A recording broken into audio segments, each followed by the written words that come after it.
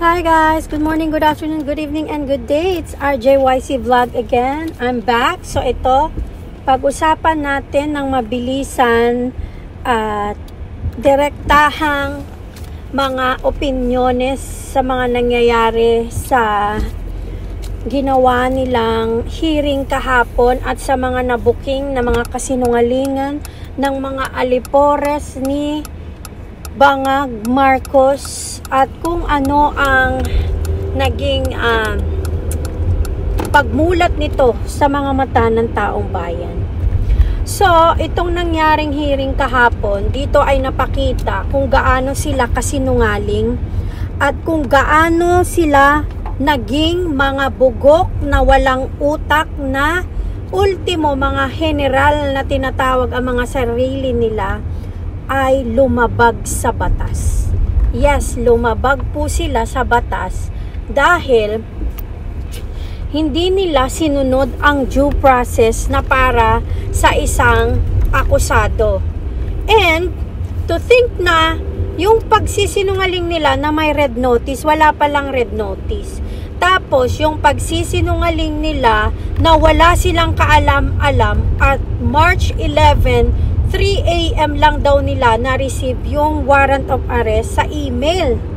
Pero, March 7 pa lang na nandun si PRRD sa Hong Kong, meron na silang ipinagkakalat sa mga mainstream media na ginamit si Laila de Lima na nagbigay ng opinion na sabi daw is tumakbo si PRRD sa Hong Kong nung malaman na meron na siyang warrant of arrest. Pero wala pa namang alam si PRRD niyan. Kung meron man nagsabi sa kanya nung nandun na sila sa Hong Kong. So, ito yan. Ibig sabihin, before that, they know already. Bakit nila alam?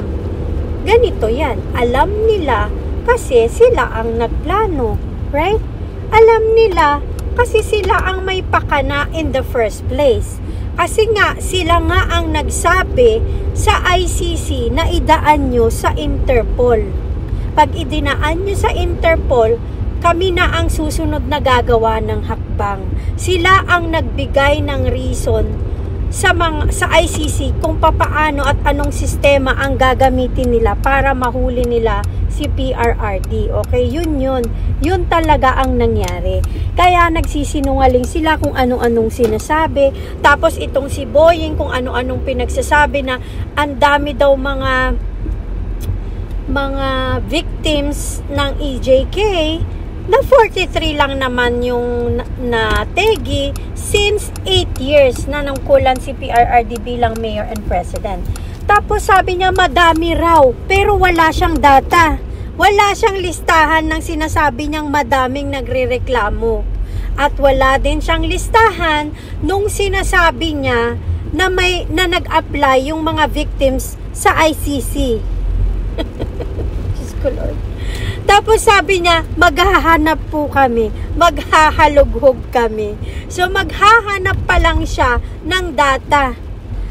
Sinabi niya na verbally na merong mga nagreklamo at nagpunta sa ICC pero wala siyang record. Ano yan, chismis? Diyan mo malalaman kung gaano ka-incompetent at hula-hula hoop lang ang ginagawa nila dahil pamumulitika lang naman talaga ang ginagawa nila.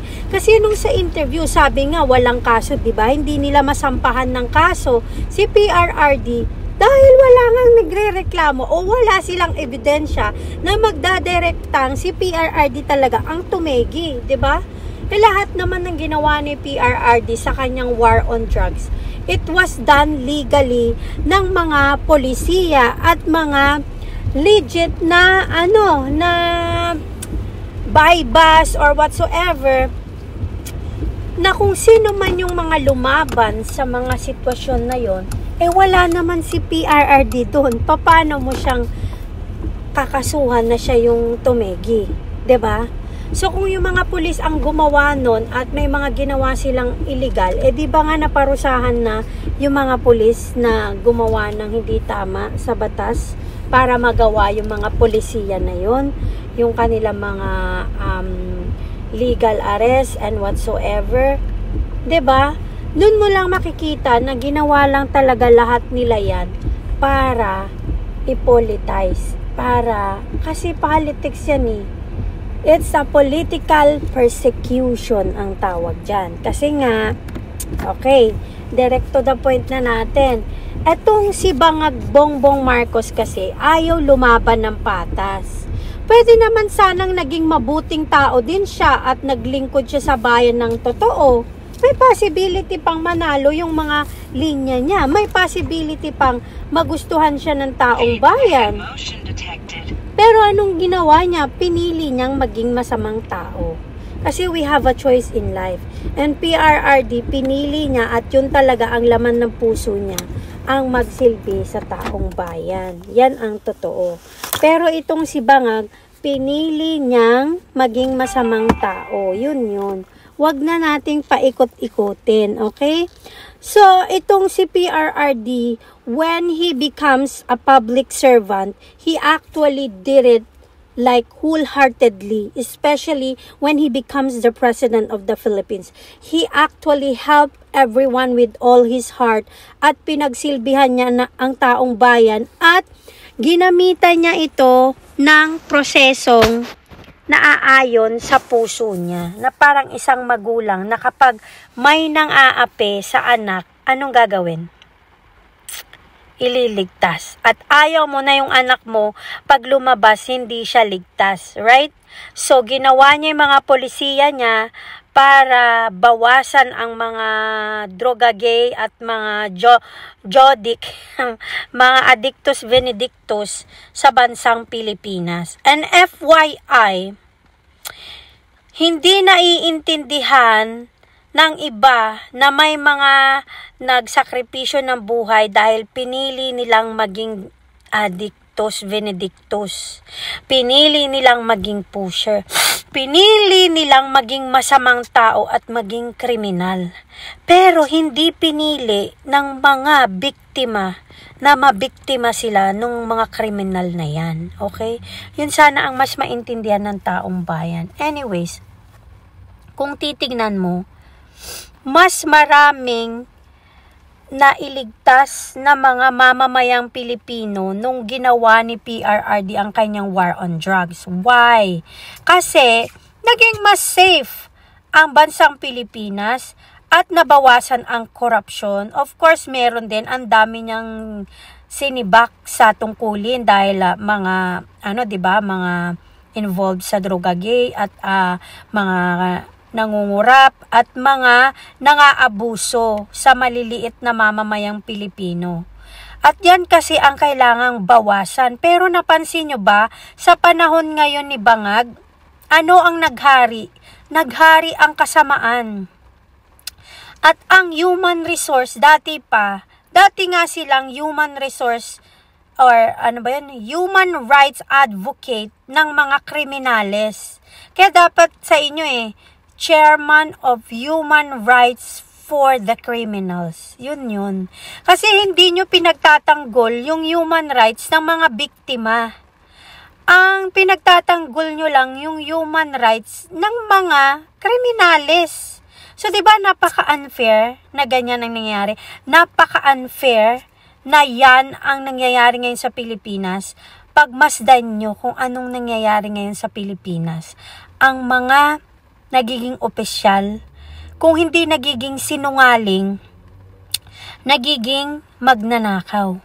Magkapatid lang yan. Kung hindi naman magnanakaw, anong tawag sa kanila? Nagpapabayad para gumawa ng mali at illegal. At dahil ang labanan dyan is pera-pera lang. Pera-pera lang lagi ang dahilan kung bakit nila ginagawa yung mga ginagawa nila. And of course, position. Nakalimutan nila na pansamantala lang dyan si Bangag. Okay? Ang politika, pansamantala lang yan. Hindi yan forever.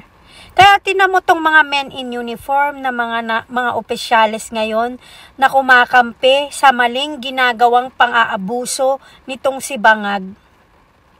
Yung posisyon nila na ingatan nila ng ilang taon, like 30, 40 years you've been in the service, doing what you're doing, you become a general for whatever reason. Hindi mo naisip na sa isang iglap, yung pinaghirapan mo para maging pulis ka, para maging army ka, para maging men in uniform ka, natapon sa kanal. Nang ganun-ganun lang. Yung pinaghirapan mo para ikaw ay maging isang mahusay na men in uniform, sa isang iglap, magre-retire kang kasama ka sa kasaysayan ng Pilipinas sa mga naging traidor sa kababayan mo. And to think, yung trinaidor mo pa ay isang pinaka mahusay na presidente ng Pilipinas sa kasaysayan ng pagiging presidente. Haler! Hindi mo naisip yun? Ngayon, ang legasing iiwanan mo kayo na mga men in uniform na nagpauto kay Bangag at sumunod sa mga utos niya kahit mali at iligal. Ang legasing iiwan nyo ay yung alaalang maaalala kayo ng taong bayan sa katrayduran nyo, sa kasakiman nyo sa posisyon, sa pagiging abusado nyo.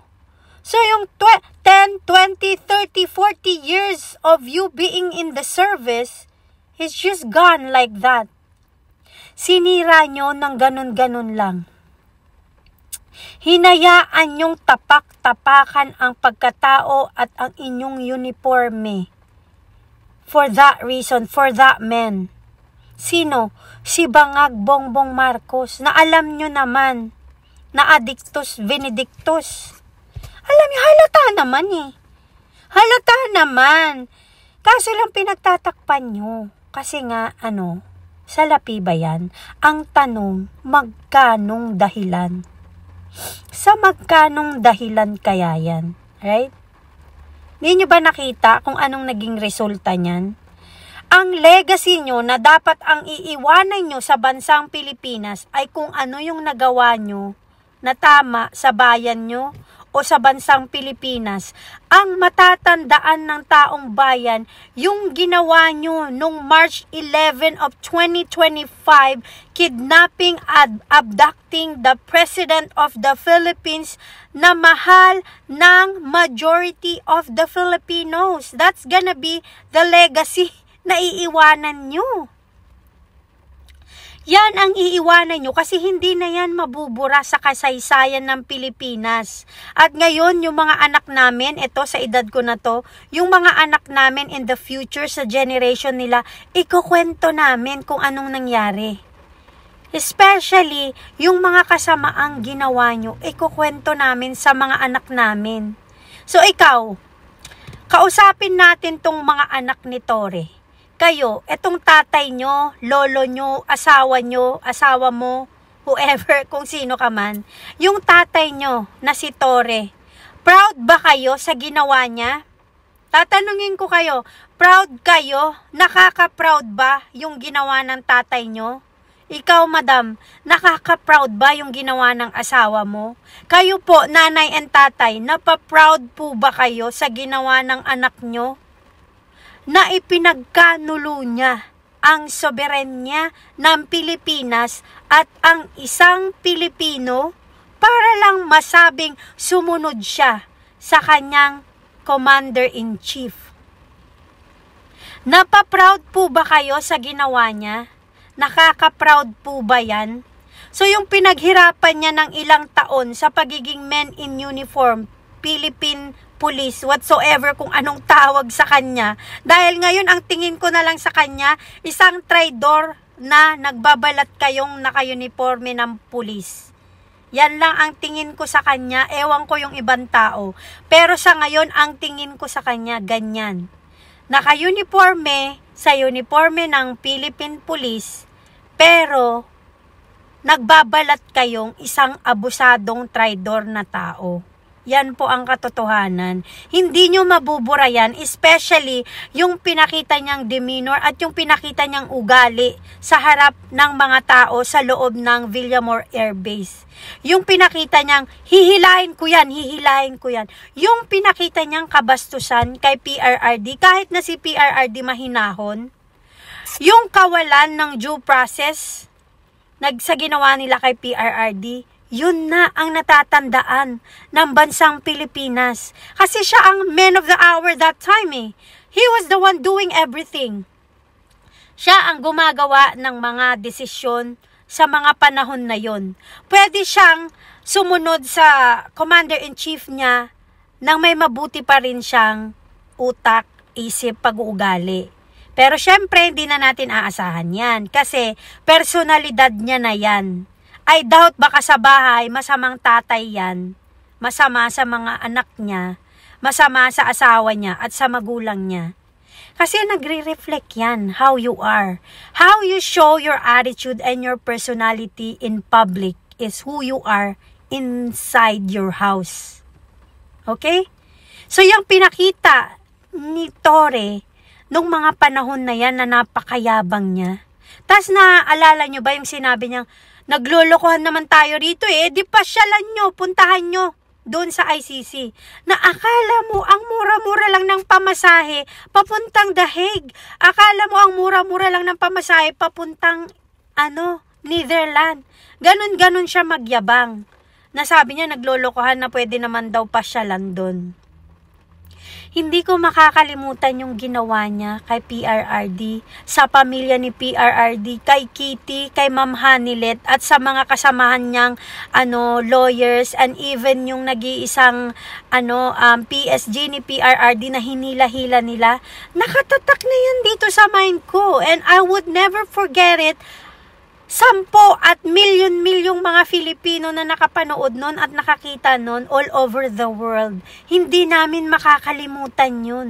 So kahit siguro lumuha ka ng dugo, pwede kang patawarin siguro ng mga tao in the future, pero hindi makakalimutan yung ginawa mo. Parte na yan ng history ng Pilipinas. At kayong mga kasamahan dyan, especially yung bangag Bongbong Marcos, wala ka na. That's it. That's the end of your career in the politics, sa buhay ng pagiging politiko. Wala ka ng pag-asang makabalik sa posisyon kahit barangay captain unless mangdadaya ka. Unless dadayain mo ang halalan, then baka pa. Pero sa totoong buhay, sa puso ng taong bayan, they would never love you ever. Dahil sa ngayon, kayo na mga kasamahan mo ang kinamumuhian ng madlang people all over the world.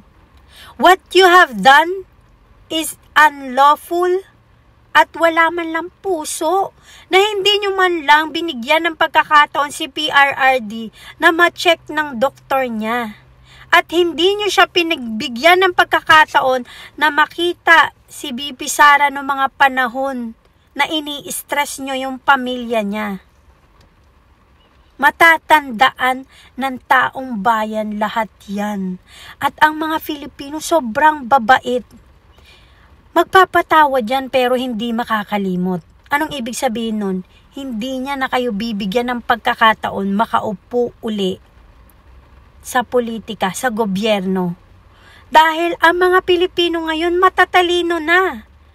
Hindi na kami naliniwala sa mainstream media, FYI, ABS-CBN, GMA, you know what? I don't even know the rest because I don't want you guys. Because you are all lying. Naging PR na lang kayo ng bangag admin sa kasinungalingan. Taga-takip ng mga maling ginagawa nila.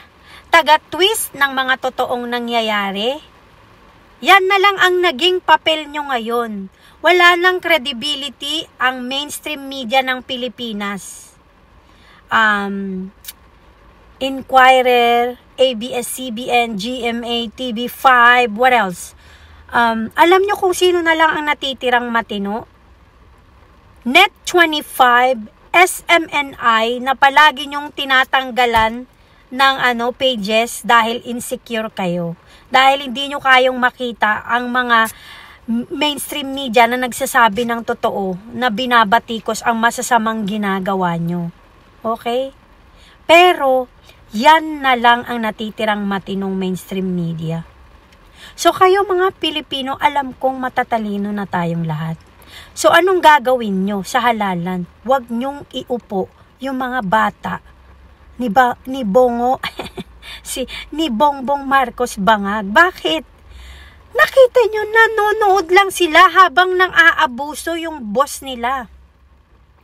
It's like you guys are in front of them and this guy is abusing you. Nagnanakaw sa pera ng taong bayan, wala silang imik. They allow whatever is it that this government is doing to all Filipinos right now. They're not doing anything to stand up at sabing, sandali lang, mali na yan, President. Wala. So, anong gagawin nyo? Huwag nyo na silang bigyan ng pagkakataon na umupo pa dyan sa bayang Pilipinas. Okay? Ang dami ko nang sinabi. Again, thank you. This is RJYC Vlog. Mamaya, magsasalita uli ako. Pero yun lang ang masasabi ko. Walang kwenta ang gobyerno ni Bongbong Marcos dahil lahat abusado, sinungaling at magnanakaw. Mga walang paninindigan, walang integridad at walang dangal na kagaya niya. That's facts. Okay? Babush.